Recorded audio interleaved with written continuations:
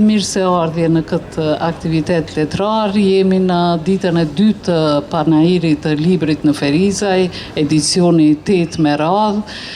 Ne përveç prezantimit të botimeve nga botues të ndryshëm që vijnë nga viset, nga të gjitha viset shqiptare, kemi përgatitur edhe një program me aktivitete letrare. Mirë po, temperaturat e larta na kanë penguar që t'i përmbahemi atij programi që kemi prezantuar fillimisht, prandaj është dashur t'i bëjmë disa lëvizje që të presim pak orët e mbrëmjes kur po freskohet temperaturat. Shpresoj në mirë kuptimin tuaj. Së promovimit të mbrëmshëm me të cilin u hapën aktivitetet letrare të panairit, ne sot e kemi një prezantim, do të thoja, sepse libri është promovuar më herët në Gjilan, po kemi prezantimin e një libri të veçantë, qoftë në aspektin artistik, po dhe në atë emocional.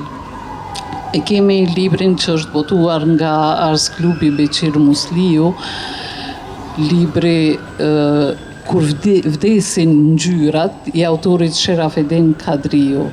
Për fat të keq, autori më nuk jeton, prandaj ky libër është edhe një, si të themi, përveç një takim letrar, është edhe një bashkëbisedim me autorin që nuk është më në mesin tonë, dhe përveç që do të kemi rastin të flasim për këtë libër, që janë fjalët e fundit të autorit, ne do të kemi rast të flasim edhe për autorin si njeri, sepse ai ishte një mik i mirë dhe një koleg i pazëvendësueshëm i të gjithë neve që merremi me letërsinë. I kemi sonte këtu dy miq të mirë të autorit, botuesin e tij, prandaj do t'ju jap fjalën me radhë, po ndërkohë ne do të lexojmë edhe disa poezi nga ky libër.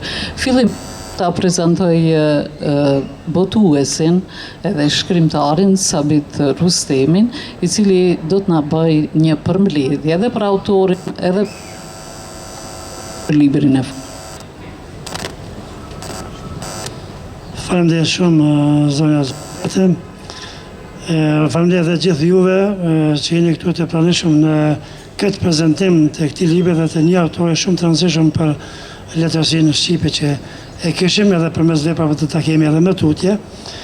Normalisht faleminderit edhe urime për këtë organizim kaq të mirë për kundër vapës që po e bën Ferizaj, komuna e Ferizajt, me klubin Derada, me shtepin botuese që po e drejton Zyra Vetja, që më parë drejton edhe klubin, dhe gjithë krijuesit Ferizajës, me të cilët si Gjilan ka mbi 40 vite që kemi lidhje jashtëzakonisht të mira, të afërta edhe bashkëpunuese. Kësaj here zgjodhëm një libër që u tha me të drejtë nga moderatorja dhe udhëheqja e këtyre takimeve këtu, Zyra Vetja Shola, që është një libër për shumë aspekte i veçantë. Është libri i vetëm me poezi i Sherafedin Kadriut, po një libër në cilin ka punuar thuja 30 vite. Për shkak se Sherafedini më shumë merrej me vështrime e studime letrare, merrej me studime arkeologjike, ku dha shenja shumë të mira sidomos gjatë 10 fushëve të jetës së tij, dhe pikërisht në vlugun më të madh të angazhimit të tij krijues letrare, shkencor, besa dhe arsimor, ndodheja që njeriu s'ja dëshiroj skujt.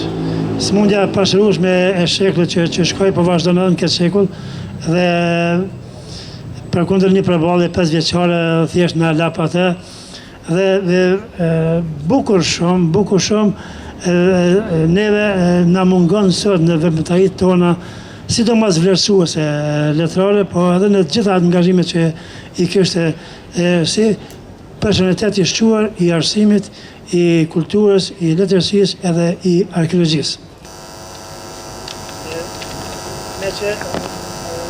Me që shumë pak emri i tij në të 10 vite përveç Gjilanit, nuk ka qarkulluar edhe në komunat e tjera në qendrat të mëdha të Kosovës, Ne morëm vesh që ta kem pak një biografi, jo të gjatë, për mbledhëm me fjalë të tjera. Shrafatin Kadriu ishte edhe në jetët se dhja po ban mikrofonat. Me këta mikrofonat gjithmonë në dalin të lashe, po... E në dalin të lashe dhe me poezi, se asë njërës spajtomi me ato që i shkruem. Shrafatin Kadriu ishte edhe mbetet një figurë e rëndësishme në fushën e arsimit, krimtarisë letrare e studimore, si dhe të trashëgimisë kulturore e materiale të rajonit të Gjilanit. Ka kontribu shumë edhe për Fejzajnë si rajon e si qendër kulturore e trashëgimisë shpirtërore. Vëmëtaria ati publike ishte e shumë llojshme dhe teje cilësore në masimdhënie, në kërkim shkencor, në kritikin letrare, në publicistik dhe në dokumentimin e trashëgimisë kulturore. Përmes punës së tij shumë vjeçare dhe përgatitjeve solide e profesionale, ai ka kontribuar në pashurimin e fondit kulturor, letrar dhe shkencor të hapësirës shqiptare veçanërisht në Kosovë. U lind me 16 shtator 1961 në Pogradh të Gjilanit. Shkollimin fillor dhe të mesëm e kreu në vendlindje përkatësisht në Gjilan, ku kreu dhe Akademinë Pedagogjike, drejtimi gjuhë shqipe. Studimet universitare i përfundoi në Fakultetin Filologjik në Prishtinë, drejtimi gjuhë dhe letërsi shqipe, përmes sistemit me korrespondencë, duke dëshmuar një angazhim të vazhdueshëm në formimin profesional paralel me punën si mësimdhënës dhe ishte student i 10 vjeçave. Me vonë thelloi interesimin e tij në trashëgiminë historike dhe materiale në Universitetin Shtetëror të Tiranës, duke përfunduar studimet e masterit shkencor në arkeologji, me specializim në prehistori, ku fitoi dhe titullin arkeolog. Për një periudhë të gjatë, prej 2 dekadash, Shrafatin Kadriu ushtroi profesionin e mësimdhënësit të gjuhës shqipe në disa shkolla të Gjilanit, duke kontribuar në edukimin e brezave të rinj dhe në kultivimin e gjuhës dhe letërsisë shqipe.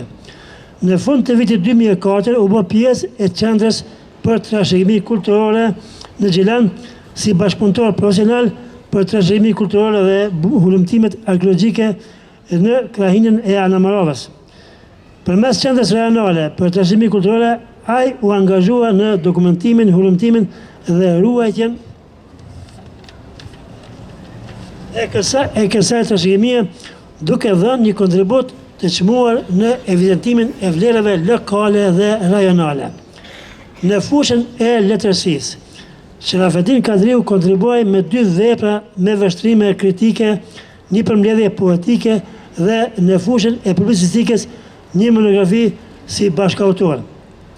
Krimtaria e tij në fushën e kritikës letrare shuhet nga prirja për analizë të thelluar të tekstit letrar, si dhe reflektim mbi dimensionet estetike të letërsisë bashkëkohore. Veprat e tij kryesore në këtë fushë janë: në kërkim të thellësive poetike, Shtëpia botuese Beqir Musliu Gjilan 2021. Në kërkim të thellësive poetike 2, Shtëpia botuese Rozova Prishtinë 2024. Rrugtimi i një bashkëdhetari, bashkautor me mua, monografi, Shtëpia botuese Beqir Musliu Gjilan 2020. Kur vdesin gjyrat, përmbledhje poetike, Shtëpia botuese Beqir Musliu Gjilan 2025. Përmes këtyre botimeve, autori shfaq një qasje të qartë, analitike, sidomos ndaj poezisë dhe një ndjeshmëri të veçantë ndaj gjuhës dhe simbolikës letrare. Në studimet kritike letrare, ai synon të zbulojë shtrësimet e brendshme të tekstit poetik dhe raportin e tij me kohën dhe shoqërinë. Në një pjesë e rëndësishme e punës së tij, i kushtohet trashëgimisë kulturore dhe materiale, ku ai ndërthur njohuritë filologjike dhe ato arkeologjike për të cilave kanë rezultuar disa botime të rëndësishme dhe me shumë interes nga kjo fushë, si Kaloja e Pogradhës Gjilan 2008, është studimi i parë për këtë monument të lashtë e kulturës sonë. Rritje i varrimit gjatë epokës së Hekurit në Kosovë, një studim shumë interesant i botuar si libër 2019, me cilën edhe ka mbrojtën temën e maserit në Tiranë. Trashëgimia materiale e Gjilanit me rrethinë, Gjilan 2021, pjesa dërmuese e këtij libri ka qenë pjesë edhe është pjesë e monografisë së Gjilan të hartuar në vitin 2012 nga një grup ekspertësh të Gjilanit. Në këto botime nismëtare për këtë pjesë Kosovës, autori trajton me kujdes aspektet historike dhe arkeologjike, duke kontribuar në dokumentimin shkencor të një trashëgimie që rrezikonte të mbetej në harres.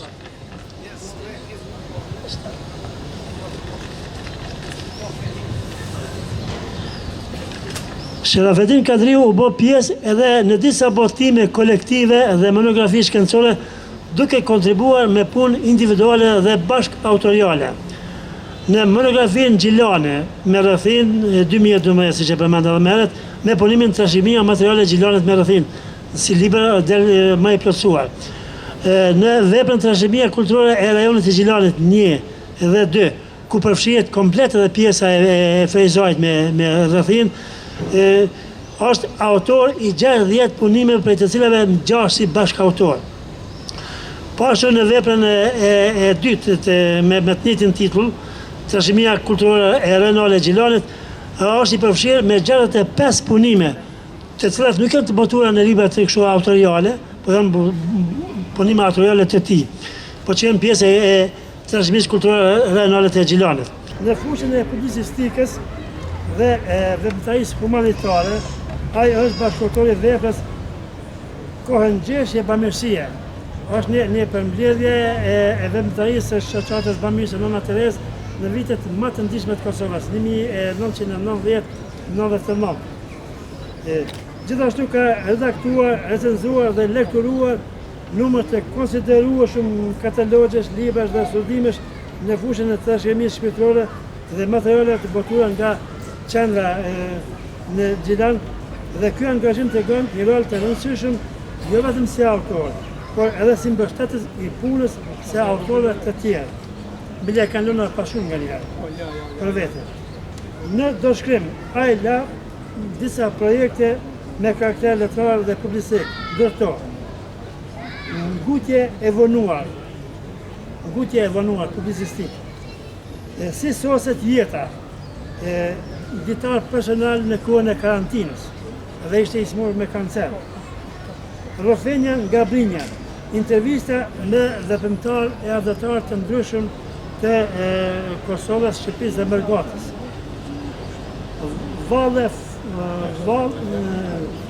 Vala flet me gurgullima, poezi për fëmijë, si bashkautor me rrëfime dhe poetime. Këto dëshkrime dëshmojnë për një autor që nuk e ndal kërkimin dhe shkrimin edhe në periudha të vështira të jetës personale. Edhe një faqe edhe kështu.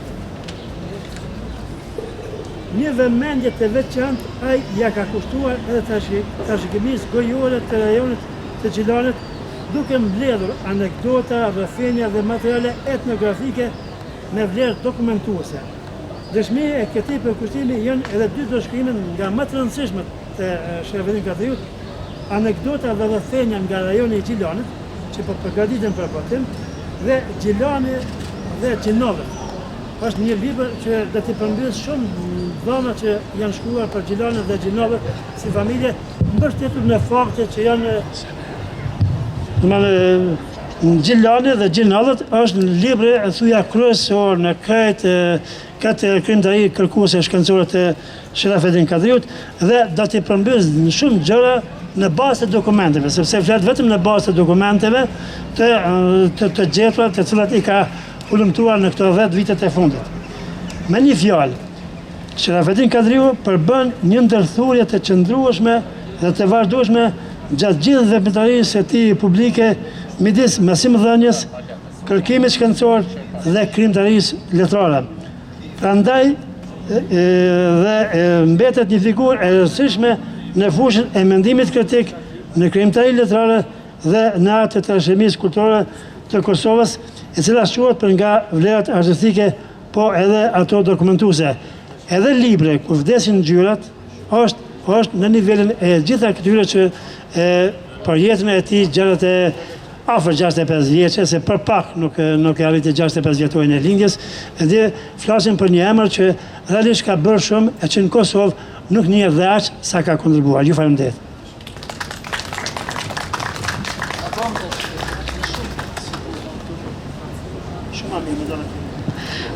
Faleminderit Sabit. Ju kërkojmë falje për këtë ndërprerjen, po në fakt pas ka qenë faji i kompanisë energjetike Ketësit, po arsyetohemi se jemi shtet i ri edhe na ndodhin këto të na ndërprejnë edhe aktivitetet letrare. Para se t'ja jap fjalën në vazhdim në gjatë Regjës, unë po preferoj të lexoj një poezi nga libri. E zgjodha një poezi që na përafron me ato kohët e fundit të jetës së poetit. Kush kë e sheh të fundit? Sa njeriu e kam njohur, prej mishi e eshtrash, kam folur me shumë prej tyre, kam grënë e pirë me të tjerë. Haj, disa kanë ikur, as pa i parë, as pa dëgjuar për ta. Në këtë botë si dihet kush kë e sheh të fundit. Shoku im, vetëm një lot i ftohtë që nga jeta para vdekjes. E unë, ani gjuhtar. As njërën as tjetrën se lekturoj dot. Mbase nuk ke dëgjuar. Ka do vjetë që jam nisur për ta kulturuar kancerin. E nuk po i besoj. Se ma ka shtuar një dhembje më shumë, ma ka terruar dritën. 3 yje po mi largon për do galaktika të reja. I miri im, për pak frymëzim, nuk e tradhtoj vetën, as ty.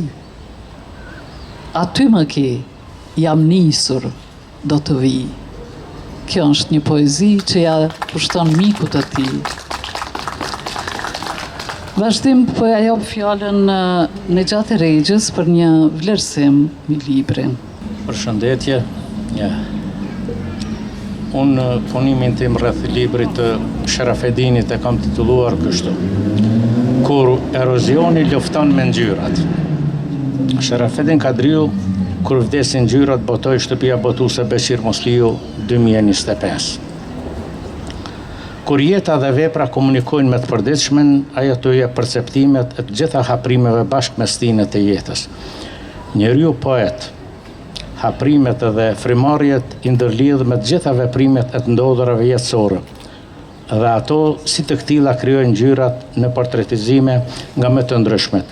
Këto peizazhe krijojnë imazhin e dukshëm dhe të padukshëm. Kështu ato flajnë bashkë me ëndrat e njeriut.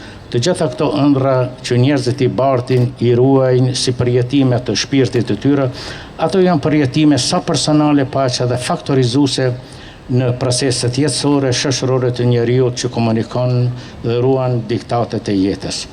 Këto artikulime që i prodhon jeta njeriut kërkojnë shpërfaqje dhe njohje edhe nga shtresa të tjera. Kështu, vepra Sharafedin Kadriut në të gjitha variantet e saj krijon mundësinë e njohjes me botën e tij krijuese dhe reflektimet tona. Këto reflektime janë pasqyruar në gjitha fushat ku ai ka krijuar e vepruar veprën artistike. Duke kaluar në këto shtrirje kohësh të ngjarjesh, verdikti krijues i Sharafedin Kadriut ka prodhuar mendimin origjinal në veprat e tija, si janë ato siç i përmendë Sabiti, mos t'ju lodhi shumë, se janë të njëjta, veprat e cilat i ka krijuar në fushën e arkeologjisë, të kritikës letrare dhe të poezisë.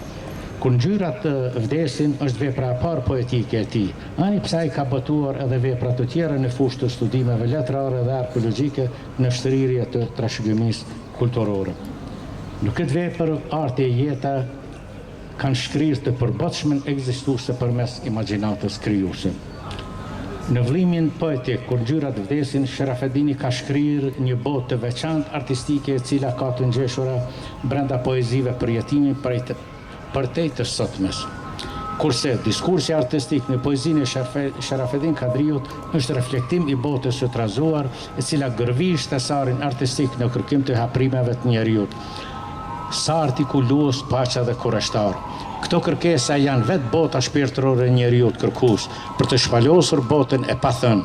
Poezia është vetë shpirti i poetit kur brenda tij nohatja të jep dedikimin e panjohur e që ai dedikim zhvesh ëndrrën për të zbuluar të manheqmen botë imagjinative. Në këto kondita sa reale, aq konfrontuese, sa absurde, sa sporadike vijnë me zgjedhjen e zhveshjen e ngjyrave të stinëve tona.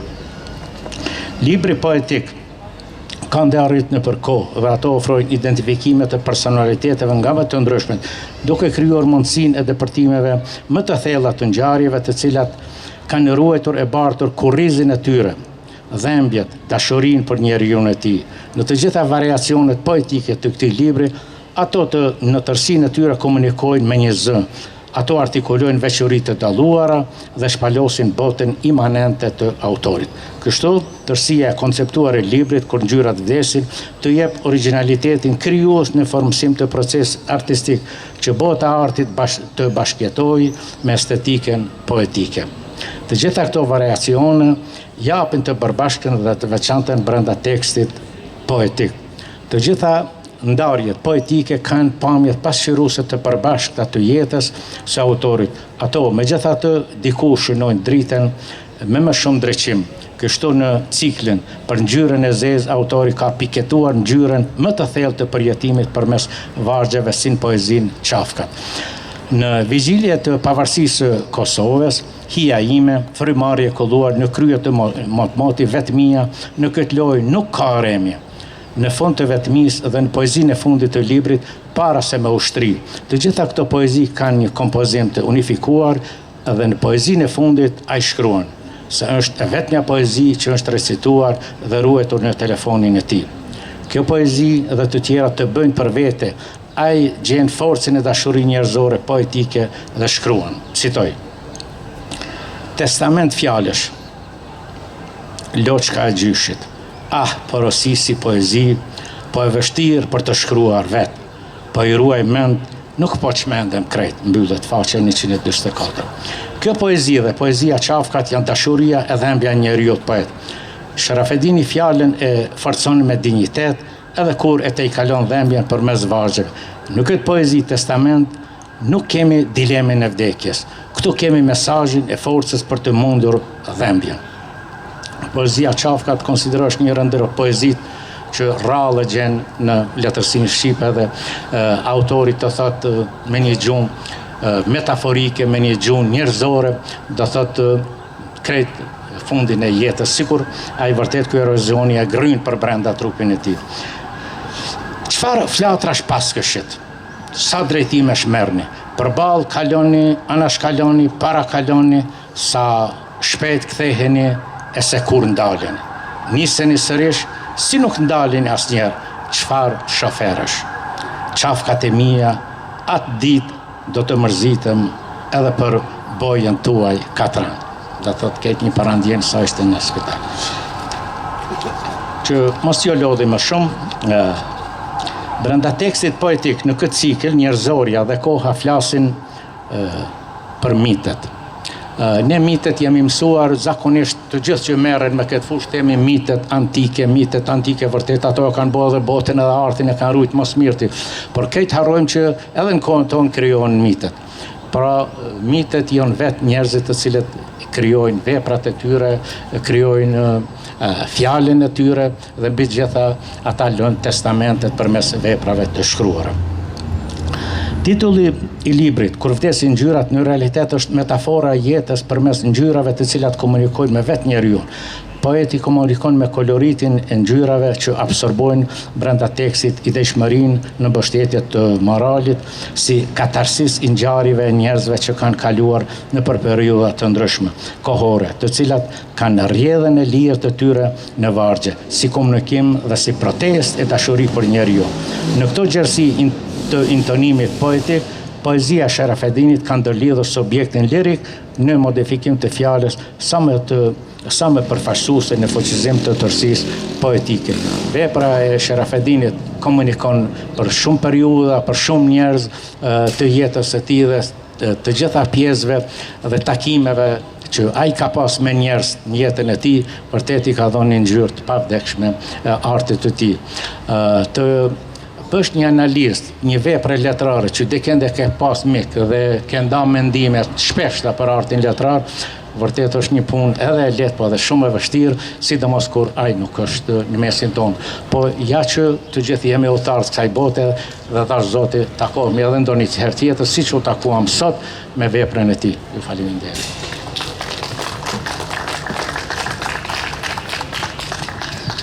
Shumë faleminderit në gjatë.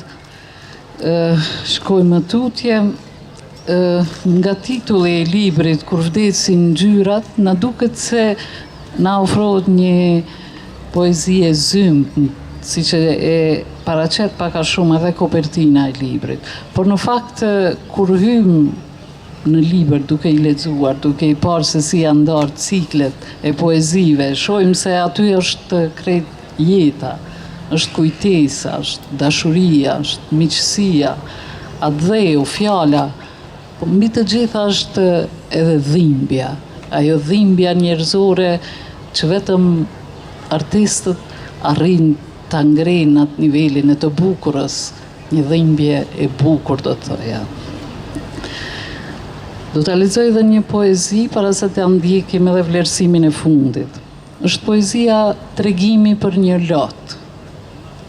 Nuk dua të shkruaj poezi për dhimbjen, as për flakën kur më kallen këmbët, bia ime e mirë, se më shikon arja nga bedeni i nisur ku frymon një lyrë antike, e s'dua të dukemi mirë para muzës frymzuese.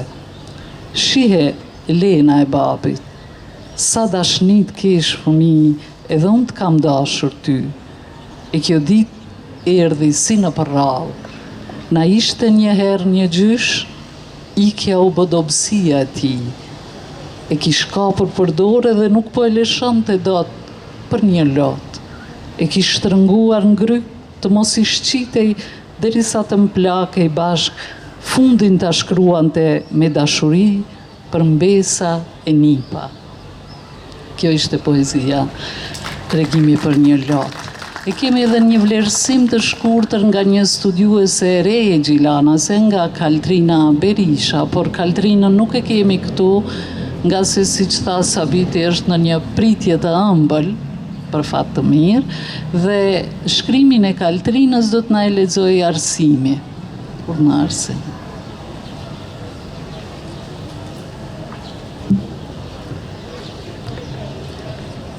Përshëndetje të nderuar.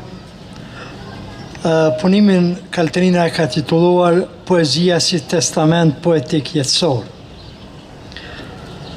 Vallimi poetik kur vdesin ngjyrat, që në fillim paralajmëron fundin e një cikli, si i tillë fundi veç se nënkuptohet, mirë po me anë të motiveve ideve nga jeta dalin ngërshëtime tjera të poezive të këtij vallimi. Kur njeriu i afrohet vdekjes, pikës së fundit të ciklit jetësor, ka një bagazh të madh me përvojë jetësore, ndjenja, kujtime, mirënjohje, pendime, sakrifica, dashuri, mall, dhe gjithë këto dalin si motive e ide dominuese në poezitë e autorit Sherifatin Kadriu. Andaj, lexuesi nuk ka si të mos rrëmbehet nga emocionet e thella që sjellin këto poezi, qoftë përmes poezive personale, që autori dedikohet familjarëve me të dashur, miqve të zgjedhur, figurave historike dhe adhetare, si dhe njerëzve që i ka njohur nga përvoja më e hidhur jetësore e që nuk kanë hezituar as pak që ta ndihmojnë. Madje disa prej këtyre poezive janë shkruar në shenjë falënderimi, mirënjohje për të përshëndetur përfundimisht me ta. Poezia e këtij vallimi bashkon ndjenjat e dhembjes që shkon drejt fundit dhe dashurisë së jetës për vite të mëhershme. Me anë të figurës së qafkave, autori dhembjen e shndron në nivel të lartë artistik, aq sa këto poezi dalin si testament poetik dhe emocionet që ndërhyjnë brenda figurave mbeten vetëm gjua dhe si dëshmi arkeologjike e cila kërkon lexuesit të ndjekin shenjat e autorit. Pra, me që dalin si testamente poetike, kuptohet se kemi të bëjmë me poezi që arrin të mbijetojnë sfidave të kohës bashkë me faktorët e jashtëm që janë radhitur e skalitur pas një substrati të fortë gjithçisht rrënjët tona si vlera arkeologjike që nisen me femërinë e autorit, rrethen familjar, shoqërore e tjerë. Thënë ndryshe, kjo trajektore ka e një vdekatare me familji merhav me përjetimet të plakta të rinis, shoqitje të përvojave jetësore dhe me një mjekull të pafundme, herë me dhembje të një vdekje të parakoshme e herë kthim në retrospektiv me sekuenca të shkurtra, familjinë të njerëzit që dikur e kishin qenë gjallë në mënyrë metaforike, i bënë thirrje autorit që të nisej drejturës për në botën e përteme. Nëse kujtimi të vdekure apo dialogimi në këtë rast nxis lexuesin për pikpamje metafizike, poezit me dedikim ndaj të gjallë dalin si testament në rrugtim të gjatë e të shtërmundimshëm të autorit, i cili e shoqëron dhe ndihmon me kujdesin që të japi një dozë të shprehse që rregullisht dhe atëherë ajo ishte shumë e vështirë për të gjetur dhe për të mbetur ngjallë. Në këtë mënyrë duket se autori këto poezi shkruan në formën e testamente për të ftuar lexuesit të ulumtojnë gjithë arkeologjinë e kudhës së tij artistike, duke analizuar e gërmuar çdo gur të saj. Dhe jo rastësisht poezia e tij e këtij vëllimi titullohet Para se mushtri, me anë të fjalëve të testamentit të fundit poetik dhe autori lesi një porosi nga forca e fundit e gjithë qenjes së tij. Dhe në fond, përmes këtij testamenti poetik dokumentohet gëshëtimi i jetës dhe veprave të autorit, njerëzit me ndjenja të veçanta që kanë falur një rrugtim të pafundëm në dy botët ku dhembja ndryhet brenda shpirtit njerëzor dhe gjua metaforike fton të ushqet lexuesin për të lexuar dhe për të mos e harruar këto copëza kujtimesh. Faleminderit. Ajo që dua të them, unë jam marrë pak edhe me punën e autorit, tani më të ndjerë si kritik letrar, diçka që është dominuese te Sherefadin Kadriu, është se autori trajton brenda këtij areali krijues të kritikës autorët e njohur të letërsisë shqipe, siç janë Beqir Musliu, Mirko Gashi, Emus Ramadani, emrat njohur të Ana Moravës, por edhe me emrat që tani më janë në jetën letrare, po ashtu emra shumë të njohur. Pra, ajo që ka qenë diçka shumë e rëndësishme te Sherefadini në fushën e kritikës është se ka qenë një si shkëlqyer i fushës së stilemave, stilistikës, morfostilistikës dhe gjuhës së shenjave në mënyrë shumë të mirë i ka analizuar dhe i ka zbatuar ato në analizat e tij kritike. Pra, dua të them se Sherefadini ka qenë një kritik jo formalisht sa për të bërë një analizë, por e ka analizuar deri në thellësi qoftë një autor shqiptar, pa e parashtuar edhe autor të huaj si Kafkën, Camus e ndonjë tjetër. Ju faleminderit. Faleminderit Arsim. Vazhdojmë më tej, harrova ta them në fillim se panajiri i librit dhe këto aktivitete që po mbahen janë në kuadër të aktivitetit tradicional ditët e mërgatës që po mbahet tash sa vjet në qytetin tonë. E me që janë ditët e mërgatës, unë do të aftoj për një poezi të fundit, na e lexoj një personazh që vjen pikrisht nga diaspora.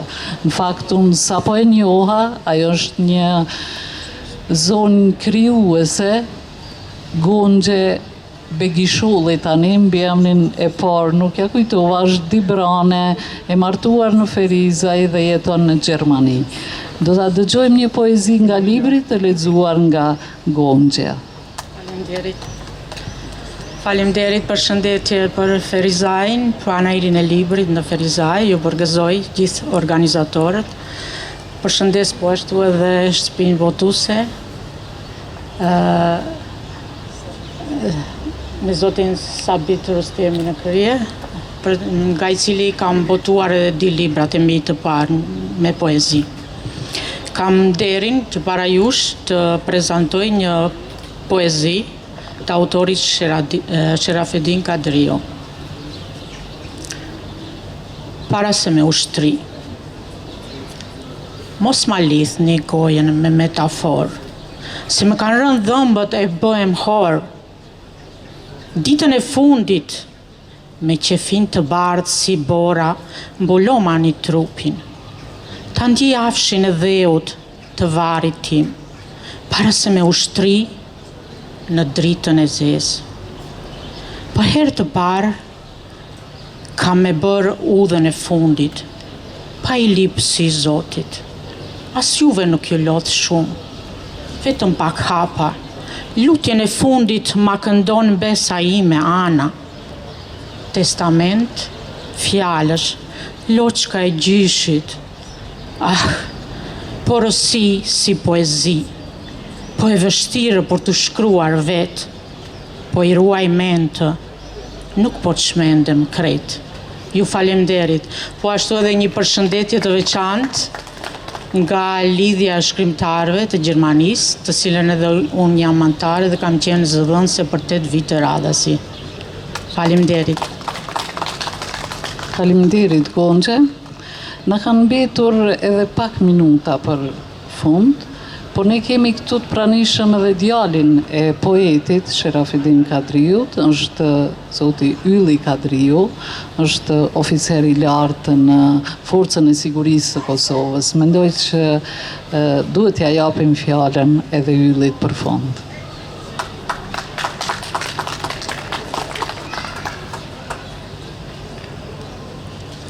Përshëndetje për gjithë.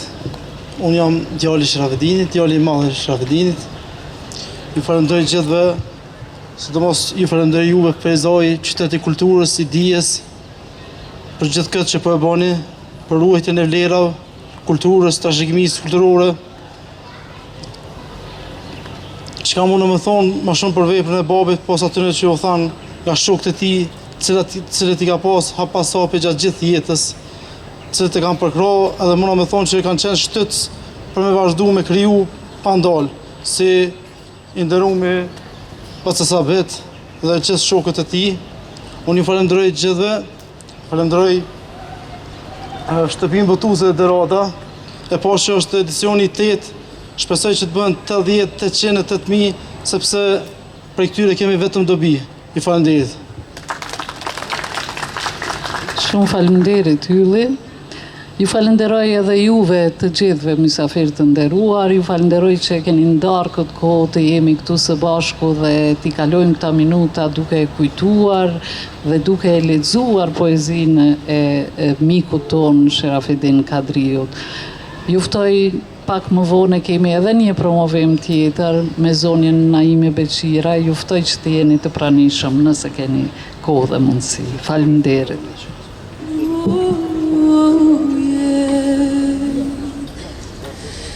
Gjysëm viti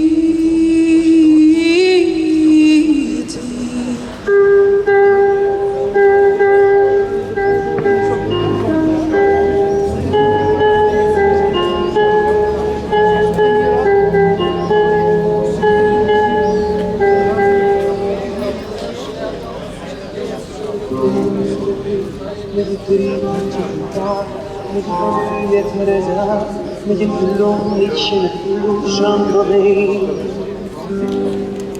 sytë e truj që i shatër të durej shket e vartë në magazin me fluturon në kulvar unë ti të bandar ti te ti unë në mërë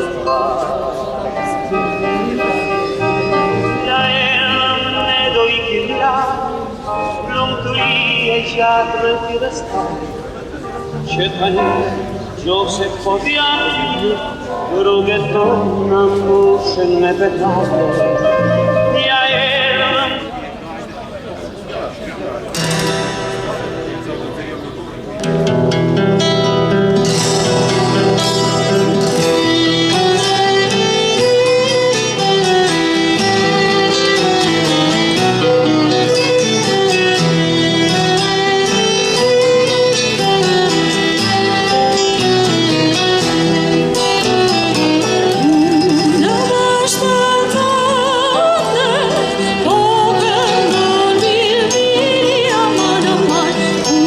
Përshëndetje miq, jam këtu me një mikun tim, Gani Kryeziu, që ka ardhur sot në panajirin e librit të Ferizaj.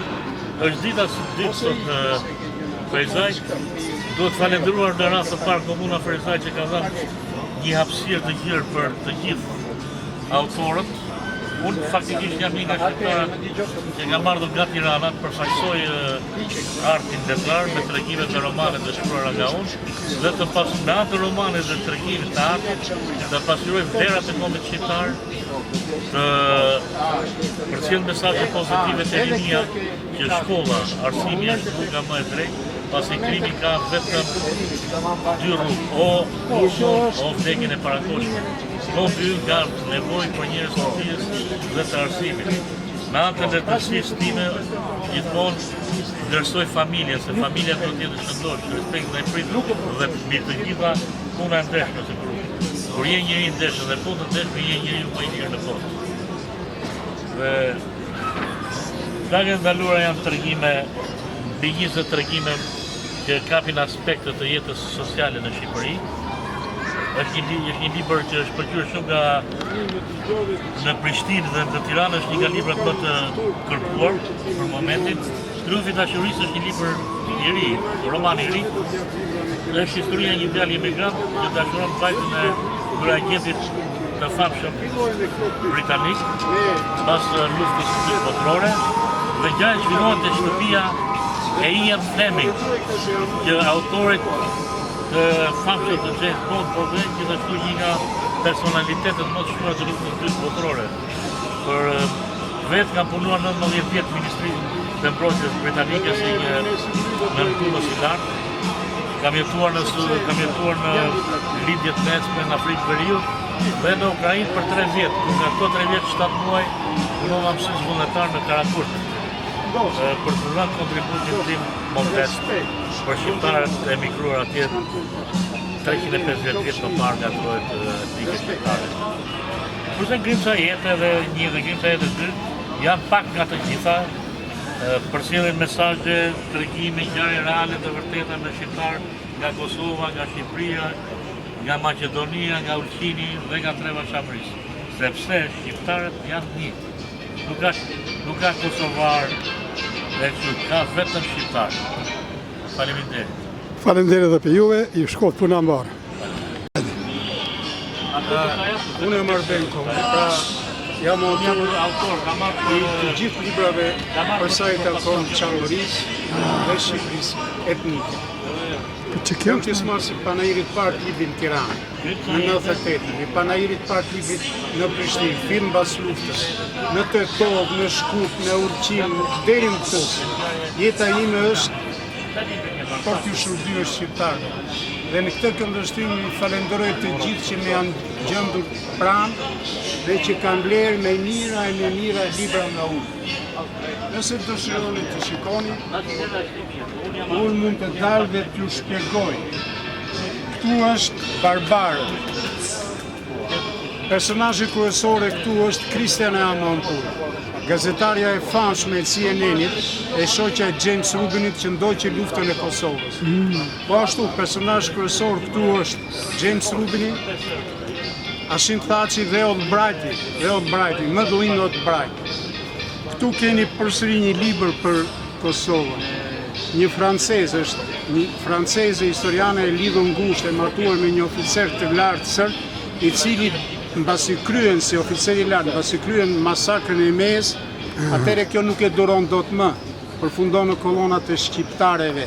dhe mbrohet dhe shpëtohet Krisena Mëpull nga shqiptarët, sepse i shoqi e ndjek për ta vrarë për t'i marrë djalin. Këtu keni thesarin gojor të Çamërisë, në vargje dhe në pros. Gura popullore Çamë, janë krimtari e babait tim, sepse unë jam Çam me origjinë. Sa bukur. Po, këtu keni Dionis me Paramithis edhe Gjinë Bëshpata.